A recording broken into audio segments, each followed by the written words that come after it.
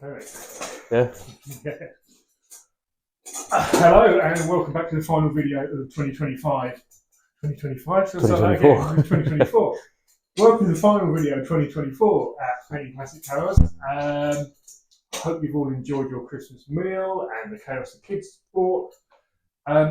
Santa didn't bring us a tripod. You'll notice Luke is next to me right now. Unfortunately. Well, didn't buy a tripod. No.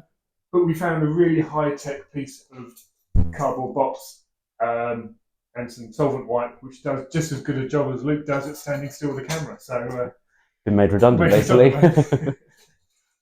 thought we'd keep this one light and fairly brief, and just talk really about the highlights of it. We've had the best year on record, actually, this year.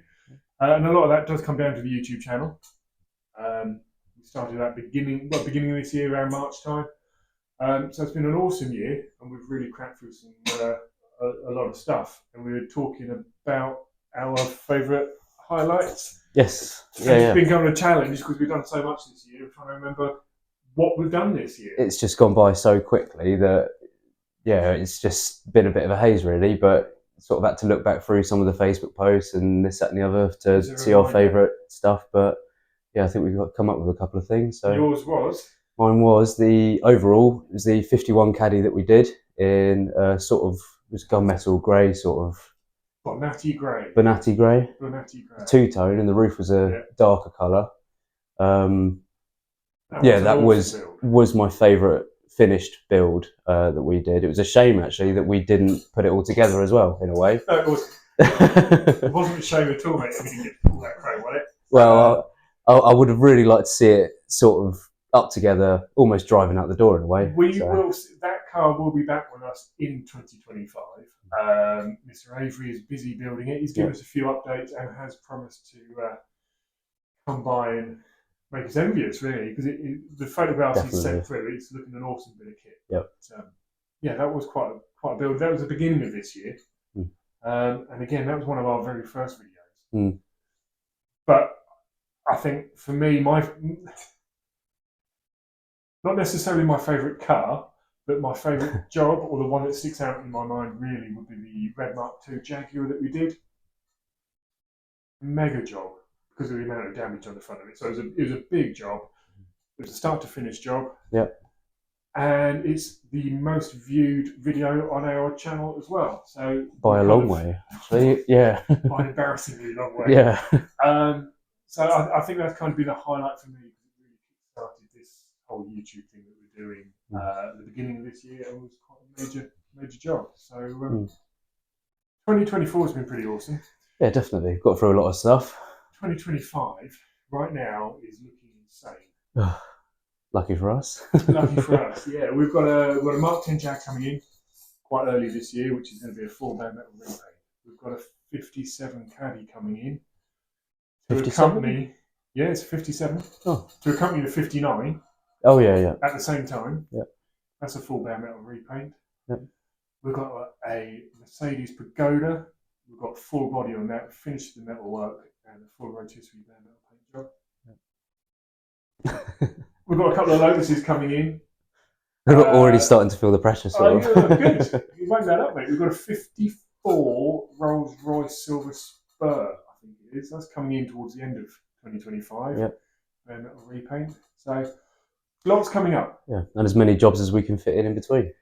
Yeah, we've got Classic Heroes to keep happy as well with their revolving work. So I think we'll kind of sign off this little part. Just a big thank you to everyone that's watched and subscribed and follows along and comments.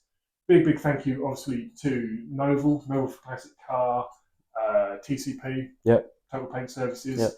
Justin at Iwater, again, that was a highlight. It's always great having Justin down here and having a chat. Will from Novel as well. We've been busy. Yeah. We have been busy. So we're going to close this bit off now and respond to a question that we quite often asked by people that come in, and a few online have asked. We work with this stuff all day long, so what do we have? What are our classics? Toys. Toys. You want to say? Neglected toys. Yeah. So we thought we'd just give you a quick rundown and show you some of those. And that'll be us done for 2024. See you next year. All good.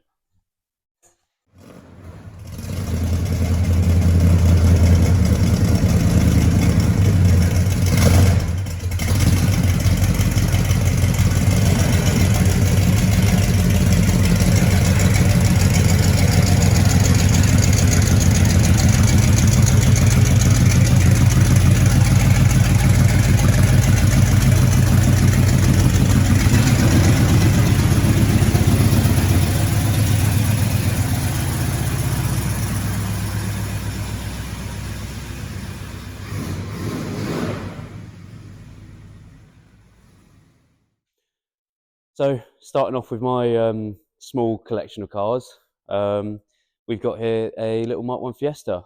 I've owned this one for probably about 6 years or so.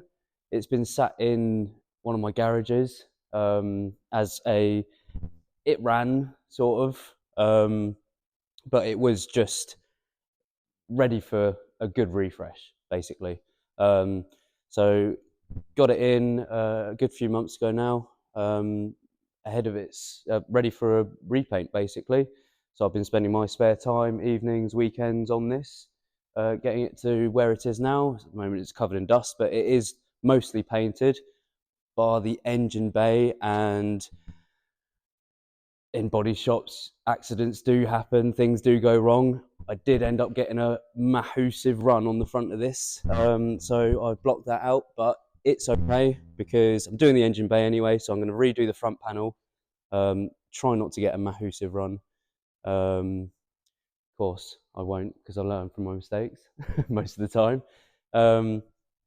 So yeah, so I'll get that all painted up together, and then as soon as the final badge is on it, I will be selling it, putting it up for sale at least, because in the meantime, since getting this into the garage, I've bought myself a Mark 1 XR2 Fiesta, which is really what I wanted in the first place, because I had this car, had the 1.6 engine and gearbox, all the arches and everything ready to kind of make this into a homage. I'm not going to say replica because the interior is not there, this, that, and the other. So yeah, I wanted to have fun in a little Mark 1 Fiesta. So that's why I bought the XR2, which is sat in my garage now, which is where this one used to be. So yeah, hopefully a bit of a rotational Mark 1 Fiesta type deal over the course of a year and a half. Do two back to back. We'll see how that goes. But yeah, really excited to see this one on the road. Obviously, you do all the body work, get it up together, sort out the engine, and like I say, it'll be up for sale, ready for the next person. So yeah, something I've always quite liked, but yeah, it's nice to see it sort of all coming together. So we're outside now, obviously. Sorry about the wind if the wind's picking up. But yeah, in contrast to my two little Mark 1 Fiestas, I've got my slightly bigger American toys, which I have a 67 Mustang and a 63 Ford Galaxie, both of which have been dream cars, along with the XR2, I suppose. So yeah, at the ripe old age of 24, I have completed my three-car dream car garage, I suppose. Each one, XR2, Galaxie, and Mustang, I am trying to consider painting them all before at least moving them on. I know it's a lot of work to do in the evenings and weekends, but I am determined. As I said, I always wanted a Mustang as a kid. I like the black. I like the ratty kind of look as well to it. It has been quite clearly done with a rattle can in most places. There's bits falling off of it. It's not exactly all up together properly. Fuel gauge doesn't work. A few other gauges don't work. A couple of bits of trim falling off of it. Gaps aren't good. You name it, it's got it. But it drives really well. It's got big dump exhaust on it. It's got big wheels. It's got disc brakes all round. And it's set up, whoever owned the car before has set it up very nicely, and it does drive very well. It picks up quite well, and yeah, it's a lot of fun to drive. As a bonus, the interior is very nice as well. The chrome's okay, but that's kind of what I look for when I come to buy a car, because, well, I do body work. So if the interior and the chrome work are there, then it should make for a nice car when it's all up together and done. So yeah, a lot of fun, this one. Kind of a daily driver, less so over the winter, but I try to get it out as much as I can. It is a little bit antisocial in the way that it sounds, so yeah, I tend to not sort of take it off of my driveway after a certain time at night and a certain time in the morning. So yeah, a lot of fun.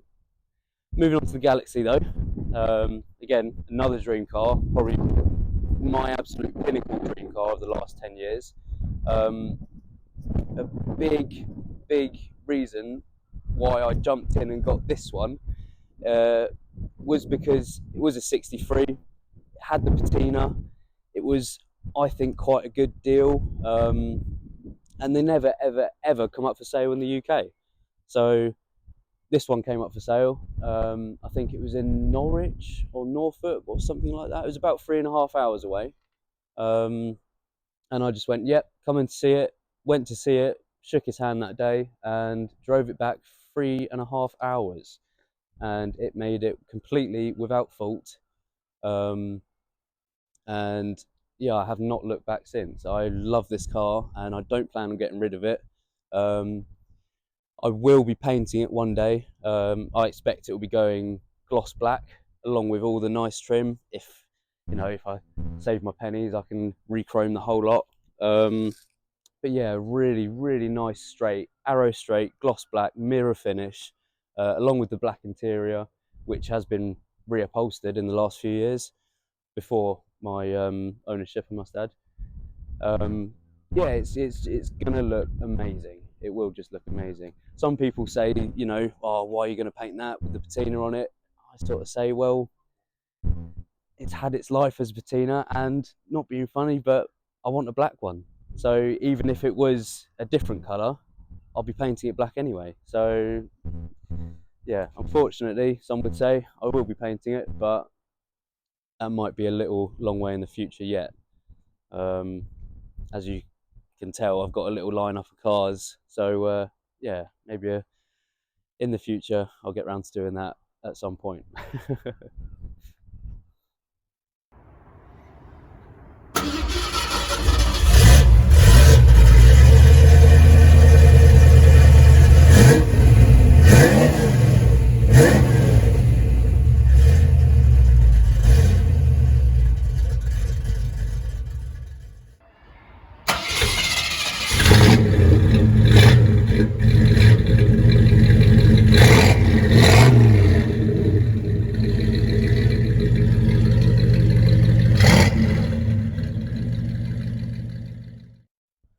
You'll notice a theme here now that you've seen Luke's sort of collection of American cars. The boss, this is hers. This is her 65 Impala, which is Chevrolet for those that aren't familiar. This isn't going to be a long stint on this car because we are going to do a video on this car. It came in from Long Beach, California in 2017. We've done a heck of a lot to it. People would have seen it in the background of plenty of the videos. It is just about done now. It's caked in dust because it's winter and it's too big to put in a domestic garage, so it lives at the back of the workshop right now. You would have seen it just being pulled out of the little storage area that we have. So this is now a 396 big block 1965 Impala 2-door coupe, which, as I say, we're just going to show you a little bit of it here, and then come the spring when it's all cleaned up and everything's settled down, ready for some cruising, we'll do a proper build video on this car, because it is interesting to us and hopefully it will be interesting to you. So that's our 65 Impala. And then I've got my truck. 1987 C10. It's not actually a C10, technically it's an R10, because for weird anorak reasons in 87 Chevrolet changed the designation from C10 to R10 for the final year. No idea why. There's nothing different about it other than the fact it's an R, not a C. But it is a long wheelbase, long bed, sorry, C10. I think it's an awesome bit of kit because I bought it kind of to use as a shop truck, and I got about 150 miles out of it before the gearbox let go. And as Luke will attest, I decided while the gearbox is out, I'll do the little bit of bodywork it needs. And 18 months later, we're still waiting to complete that bodywork because I might have mentioned how incredibly busy we are. So as such, my stuff, our stuff, just gets down to the bottom of the pile. But it is close now. It's had various repairs, nothing major, but these trucks do suffer, and it's 30 plus years old. So we've got some corrosion at the bottom of both front wings, bit of corrosion in the seal, so all that's been cut out and remade. It's a 327 small block. Originally it would have been a 305 or a 350, but it's been played around with, so it's got a slightly warmed 327 small block in it, 4-speed auto. Thankfully it's come with the awesome rally wheels, so nothing fancy, no trick, weird 22s or anything like that. I've got to say the 150 odd miles I did drive it was an absolute pleasure. So comfortable, easy, you forget it's a truck.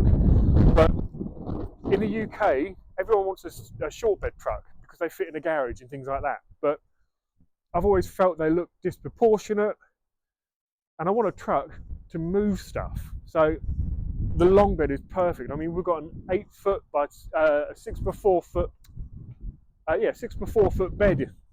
No, I'm talking rubbish. It's an 8 foot bed. So there's not much that you can't get in the back of one of these. Super useful machine. It sounds cool because it's a V8 and it drives nice. I mean, what's not to like? The earlier trucks have probably peaked. I mean, they were worth big money, the early trucks, and they've started to come down a little bit, and these are starting to go back up again. And I think the reason behind that is it's so usable. It's comfortable. It's got a heater that works. It's got power brakes, power steering. It's just a nice, comfortable, classic, usable truck. And we are looking forward to getting this all finished up. Hoping that by the time this video goes live, it would be in colour. Possibly, hopefully, we'll see. But yeah, looking forward to doing more than 150 miles in this. That almost concludes our roundup. There is one more car to look at, and that is very much inside and is asked about quite frequently. So let's go back inside where it's a bit warmer and have a look at that one briefly.